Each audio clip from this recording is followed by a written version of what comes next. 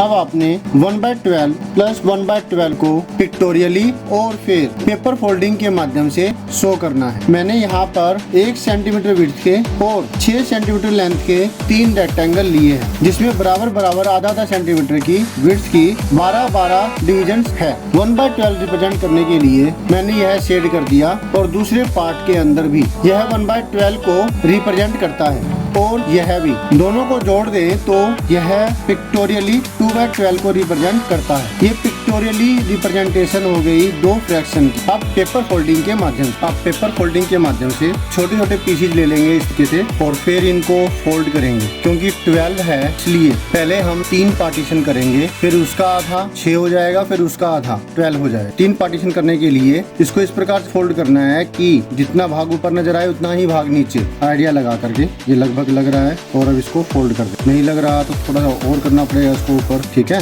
अब ये लगभग हो गया, इतना एग्जैक्ट भी नहीं होगा, थोड़ा सा पार्ट गया, इसको और थोड़ा सा कर सकते हैं हम तरीके से, ठीक है। अब ये 3 बराबर पार्ट हो गए। एग्जैक्टली का नहीं है कि भाई एग्जैक्टली होगा, 3 बराबर भाग हो गए और फिर इसी तरीके से इतने ही पार्टीशन के अंदर हम 3 लेंगे। एक ये हो गया, एक ये और हो, एक के नीचे एक रख देते हैं और जैसे इसको फोल्ड किया था उसी की लाइनिंग का इस्तेमाल करके बाकियों को भी फोल्ड करें। ये एक हो गया और ये एक और, ठीक, ये हो गए। अब एक बार और फोल्ड करेंगे। अब ये हम बिल्कुल आधा की बात है तब करके ये एग्जैक्टली हो जाएगा, क्योंकि किनारी पर किनारी रखेंगे हम। उस केस में नहीं हुआ क्योंकि उसमें हमने 33 पार्ट करने थे, आधे में तो कोई दिक्कत नहीं हो, ठीक है। ये थोड़ा सा और फोल्ड हो सकता है।